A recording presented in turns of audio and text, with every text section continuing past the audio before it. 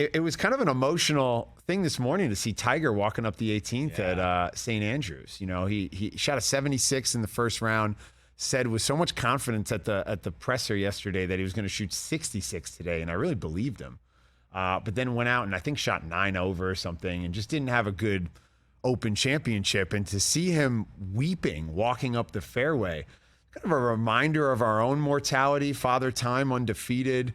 This guy's been through all of it. We've seen it all. We've felt it all. We have our own feelings and opinions about his life, which is so much for him to carry all of our energy on his existence.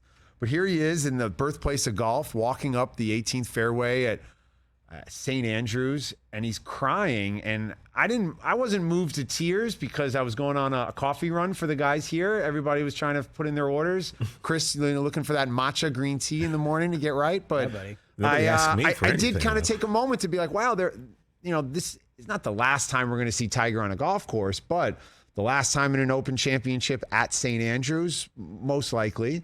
The reminder that the end is closer than the beginning, obviously, but just the idea that these athletes who we grew up with, these are a big reason why I picked up a golf club in the first place. It's a big reason why I get to enjoy afternoons with my friend Chris Brockman like yesterday's, because I was so inspired as a youth by Tiger Woods. And now to see him at the end, it's an emotional experience for me as a fan. And then you look around the landscape of sports, and I know Davies talked about it yesterday with Ronaldo, but you have, LeBron James towards the end and Chris Paul, and D Wade is already a TV analyst and retired, and Melo's, hanging on. Although he was never seen on the banana boat, he was part of the banana boat crew. And the fact that crew is coming to an end, the fruit salad is starting to get spoiled. It's coming to an end.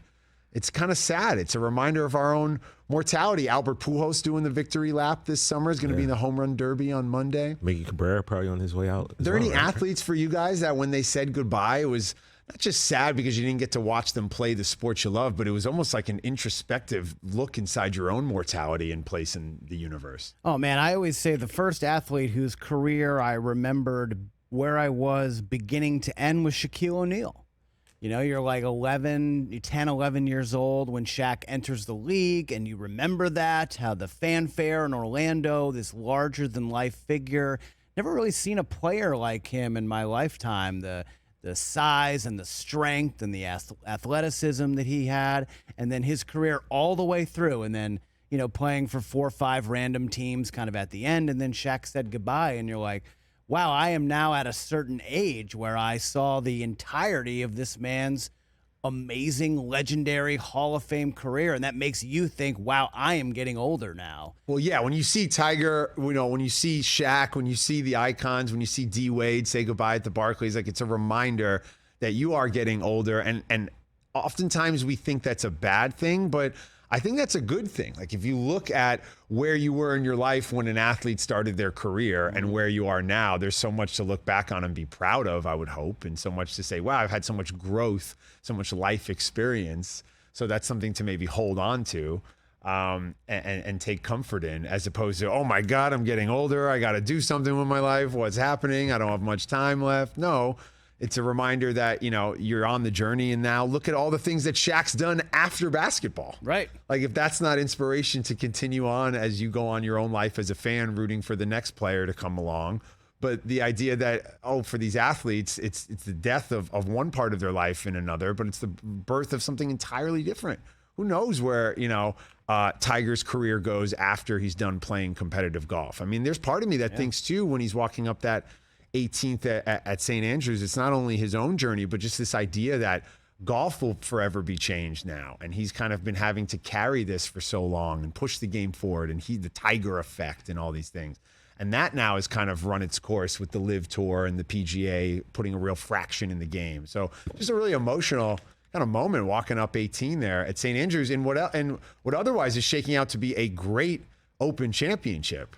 Just phenomenal. We got some of the scores out there. I know we talked to Solly from No Laying Up the other day, and he didn't think the scores were going to be all that crazy, but now Cam Smith still has, 5, 6 holes left, and he's at 11 under, and we're not even through day 2. It's pretty remarkable. You talk about Tiger Woods. I love Tiger, one of my favorite athletes of all time. When we were growing up, Ben, you were either a Tiger guy or a Phil guy. Not a David Duval guy. You didn't like peak performance, no? Well, he had his one moment. He shot a 59, won the Open, but you were kind of on either side. You either liked Tiger or Phil, and you just kind of took your course and then you rolled with it. I was always a Tiger guy. I love him. Like I said, I cried on the couch when he won the Masters 3 years ago because it was just so emotional what he's overcome and his journey. And you look at all these young players out there. They are his children. He birthed all of them. And I think he should take great pride in that. Like Max Homa played with him today, kind of struggled under the weight of playing with Tiger Woods in a major. But Max admitted growing up loving Tiger Woods. He was his favorite athlete of all time. And now he got to play with him in a major championship. I don't think you could kind of grasp what that means. It was like us, TJ. It's like you growing up loving Dr. J and suddenly you're his teammate.